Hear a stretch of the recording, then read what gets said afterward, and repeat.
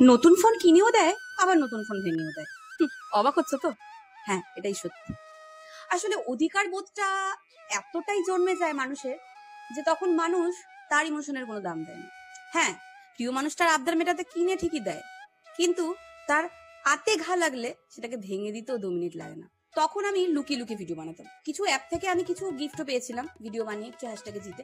তো সেগুলোকে আমি লোকাতে ভুলে গেছিলাম। আমি অ্যাকচুয়ালি লুকিয়ে রাখতাম বর যখন আসতো। তখন বর বাইরে চাকরি করতো। যাই হোক, লুকিয়ে রাখতাম। তারপরেই ওটা লুকিয়ে রাখতে ভুলে গেছিলাম, হাতে পড়ে যায় আর সচরাচর সেটা ভেঙে দেয়। সেটার সাথে সাথে আমাকে সদ্য এসে যে ফোনটা কিনে দিয়েছিল, আমি ভিডিও করি বলে আমার ফোনটাকেও ভেঙে দিল। হাসির কথা, নেক্সট দিন কিন্তু ওই আমাকে ফোনটা আবার সারিয়ে এনে দিয়েছিল। তাহলে ভাঙার কি মূল্য থাকলো? ওই যে অধিকার বোধ।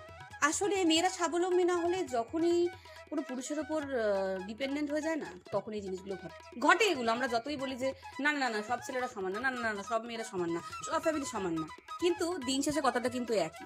কিন্তু হ্যাঁ, সত্যি যদি আগেই কথাটা বুঝতাম, আগে একটা ভালো ছেলে দেখে বিয়ে করতে হবে এটা চিন্তা না করে যদি নিজে স্বাবলম্বী হব এটা ভাবতাম, তাহলে হয়তো মানে এই দিনটা দেখতে হতো না। যাও, যা হওয়ার হয়ে গেছে। কিন্তু এত বাধা বিপত্তি সত্ত্বেও কিন্তু আমি ছাড়িনি, হাল ছাড়িনি। তাই বলছি, যেটা তোমার ভালো লাগে, তোমার মন যেটাতে ভালো থাকে সেটা করো।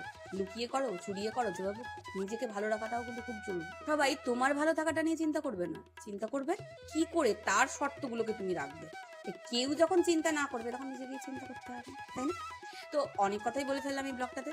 আর অবশ্যই কিন্তু একটা মূল্যবান কমেন্ট তোমাদের চাই।